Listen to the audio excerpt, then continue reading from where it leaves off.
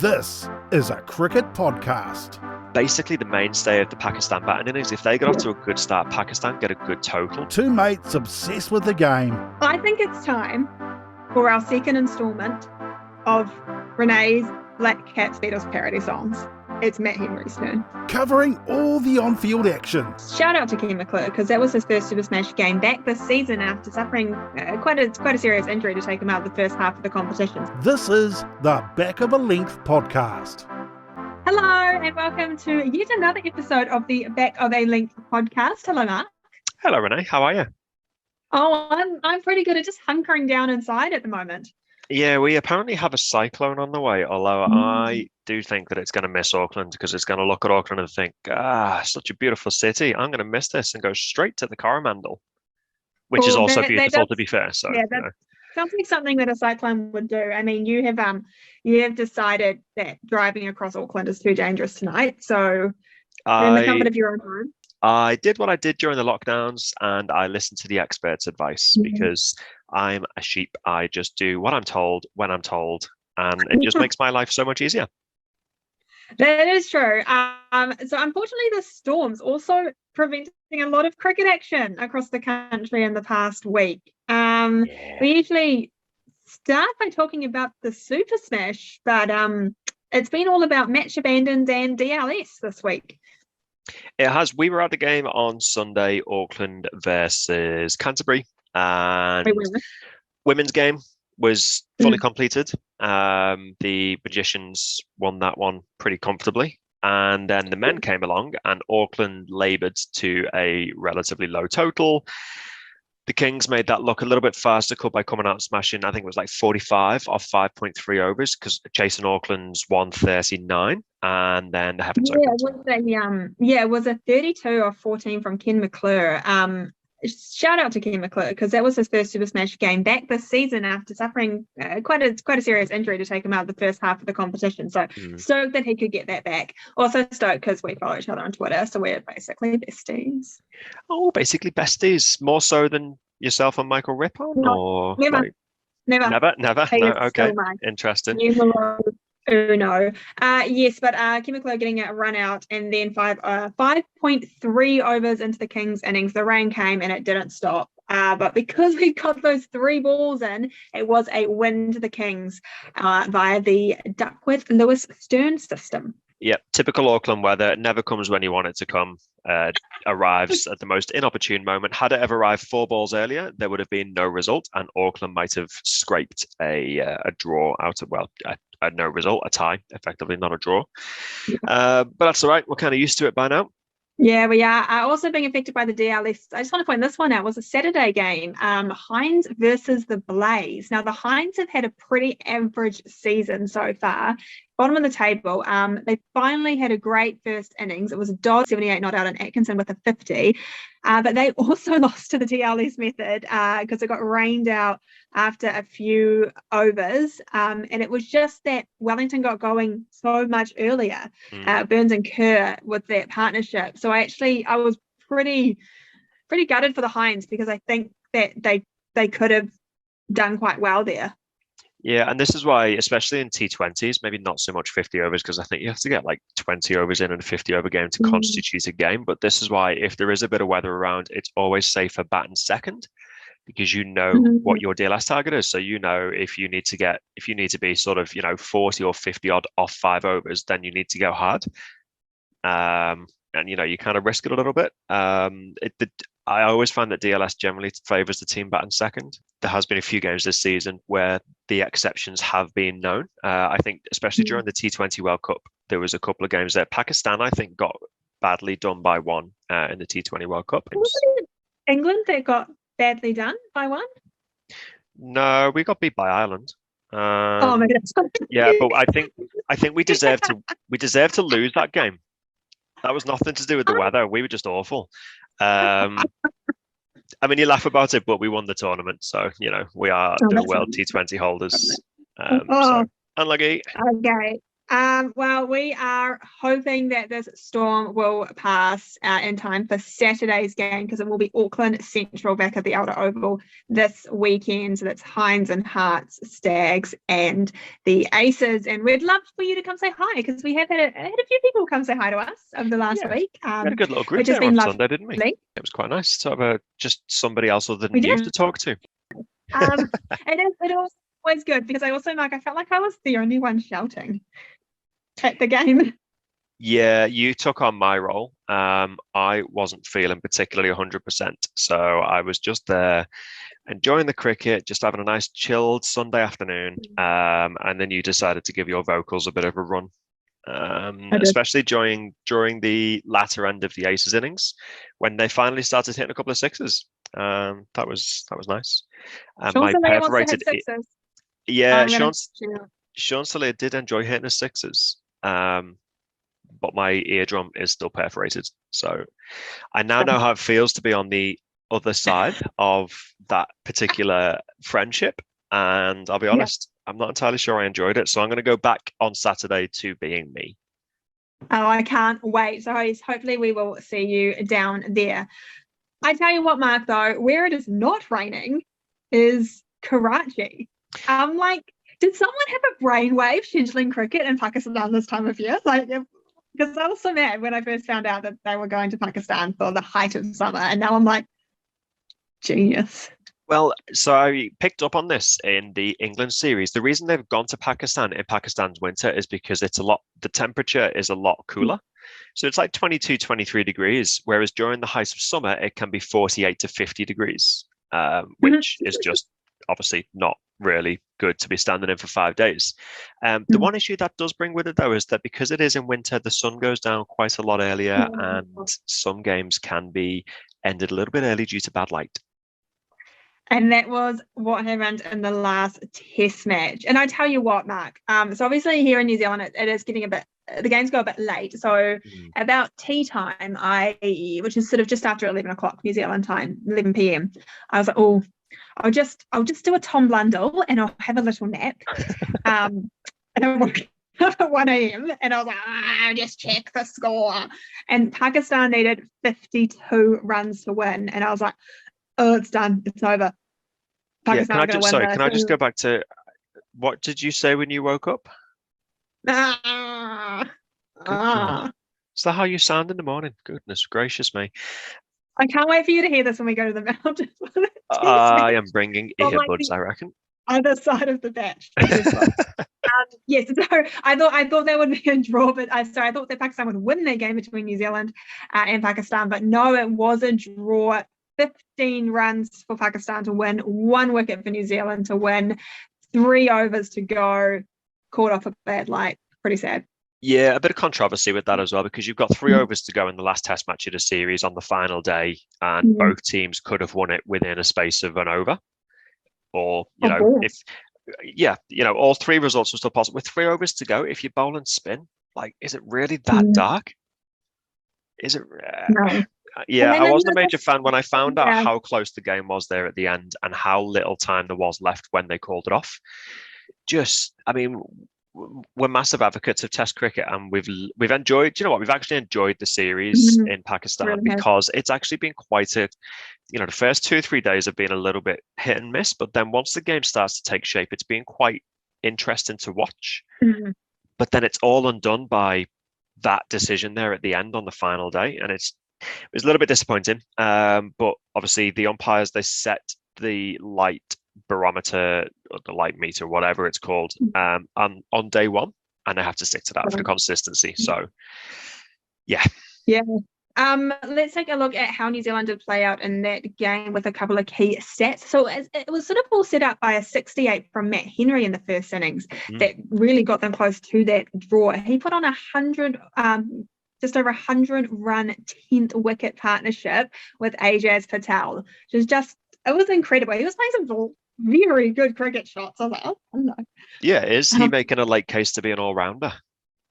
Absolutely. Is he the pace bowling all-rounder that New Zealand are lacking at the moment? Yeah, I mean, maybe. we've always been told that Tim Southee can bat, but we've never seen Tim Southee actually bat really well since he did that 77 in his very first test match. Matt Henry comes in sort of 9 or 10 for Canterbury. He's played a lot of cricket. He's been on the scene he must be on the scene for nearly 12, 15 years now.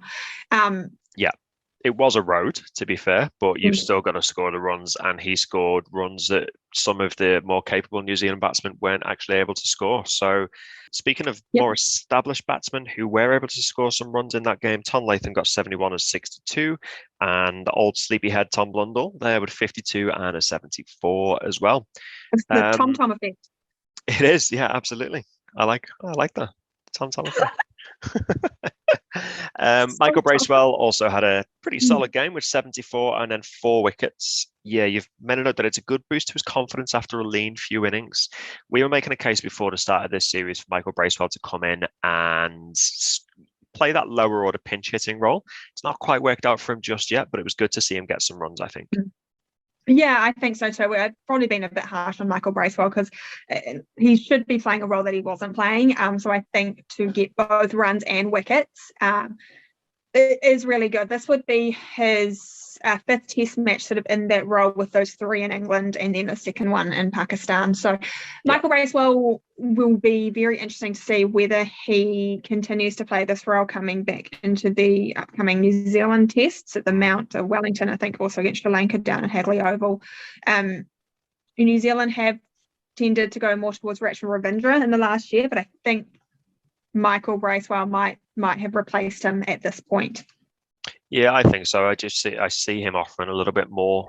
I think Rachin Ravindra and we had a bit of a Twitter exchange with Mitchell McClenaghan, because Mitchell McClenaghan put a tweet out basically asking what happens when Kane Williamson retires or is unable to play Test match cricket for a particular series. Who comes in at number 3? And a lot of people are making a case for Devon Conway to come in at 3, and you'd probably have Tom Latham and Will Maiden. Will Young. Will Young will get his maiden test century and all will be well. Who knows? That's a possibility. I mean, he's been down and out on this potential Test match first century for quite a while. So I made a case for Rachin Ravindra to come in at sort of number 6. You know, you could potentially, if Henry Nicholls is in good form, you'd move him up to number 4. Daryl Mitchell comes in 5. Ravindra can come in 6. Blundell can come in 7. But then I got myself thinking, is Rachin Ravindra just exactly the same as the 5 batsmen who were going to come in before him? That's such an interesting question because Rachin Ravindra just scored like 100 plus runs in a 4 trophy game today. So he is in good form, but he also opens for Wellington. So I think you would actually need to do some work on that order. I'm not convinced that Rachin Ravindra coming in at 6 would do much to the lineup. I'd rather see him. Well, I wouldn't rather see him at the top because I'm such a Will Young advocate. Yeah, and that's the conundrum, right? Is if you've got him coming in at 6, somebody who's used to playing the new ball, taking his time to build an innings, is that really what you want from number 6? And some Test match purists might say, yes, that's exactly what you want from a Test match. The Bazball, the whole Bazball situation, I don't know if that's going to change the outlook on how Test match cricket is played, because where he is saying that maybe Michael Bracewell, so you could have Tom Blundell coming in 6 and Michael Bracewell coming in and playing that pinch hit and roll at 7 might be the way that you'd want to move Test matches forward.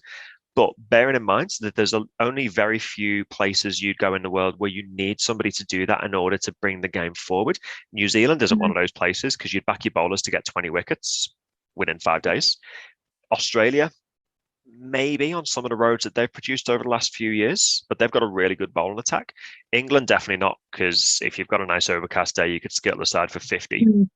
West Indies, they're not really the strongest team, so you'd back your bowlers to get that much. Can you see where I'm going? Like, if you don't... I see where you're going, yeah. Don't really need somebody to play a pinch hit and roll, but also there are situations, so maybe they'll chop and change depending on what the situation of that particular tour is. I think that's what New Zealand will need to do better for upcoming tours, is chopping and changing and really playing to the conditions, because I still feel like they didn't maybe quite get it right this tournament. As we said last week, they didn't read the light properly. They played Neil Wagner, who didn't have any success in the first test, and even going back to the test series in England last year, they they didn't play Ajaz Patel on a ground that would have worked really well for Ajaz Patel, and then on the flip side, they didn't play Neil Wagner. So I think New Zealand just have a little bit of work to do on reading Test match pitches. So we will see the test side back in action at the Mount, counting down the weeks until that. We're so excited, as we've said many times. 5 days pitch side there. I'm so excited. 5 weeks to go. So most of that side has returned home, those who won't feature in the ODI series. Also returning home is Matt Henry, ruled out of the upcoming short form series with a side strain. Yeah, pretty common injury for fast bowlers, isn't it? Getting a side strain. But a shame for him having such a good test match in the second test, having to return home. Now he had a really big chance to stake a claim in that side. And granted, they haven't got another test match for 5 weeks, but a side strain can take quite a while to get over. Well, hopefully he will be fit for the test series. But Mark, I've been thinking about Matt Henry a little bit this past week since that test match. Yeah. I think it's time for our second installment of Renee's BlackCaps Beatles parody songs. Good God. If you remember I was hoping that was just a one-off episode. It was not a one-off episode. So if you remember back to episode 7 of season 2, we debuted the first song to Here Comes the Sun, called Here Comes Latham, after he scored that incredible 145 at the Eden Park in the ODI. And now it's Matt Henry's turn. So we are going to take on one of the biggest songs in the world. We're going to do Yesterday by the Beatles about Matt Henry. And I'd just like to remind all our fans that I cannot sing and Mark cannot play the ukulele. You can let us know which one's worse, actually, because I'd be quite interested to know. All right. Are you ready? No. Are you ready? Well, I'm ready. All right. Should we go? Yeah. 2, 3, 4. Matt Henry, 12th man not on the field of play, only in the nets to help Conway. Oh, we ignored Matt Henry. Suddenly, Trent said it's not meant to be, and all alone was Tim Southey. Oh, Matt Henry's in suddenly, when Trent had to go, we said, oh, who will play? We said, who's that strong? Is it wrong? It's Matt Henry. Matt Henry. Could he be the one to play while Trent goes to hide away? Oh, now we see Matt Henry. When Are we still going? Good God, I thought you were doing half a song. Who will play? But he's just as strong. Now we long for Matt Henry. Matt Henry used to run the drinks all day. Now it looks as though he's here to stay. Oh, we believe in Matt Henry.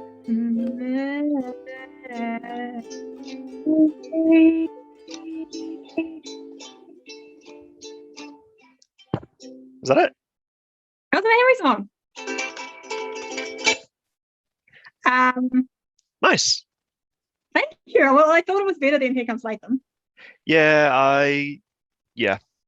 Let us know what you think of that. And Or also, don't, if it's not good feedback. Yeah. Also, let us know who we should do next. Should we do Tim Southey or Finn Allen? Or no one. Or Tom Blundell?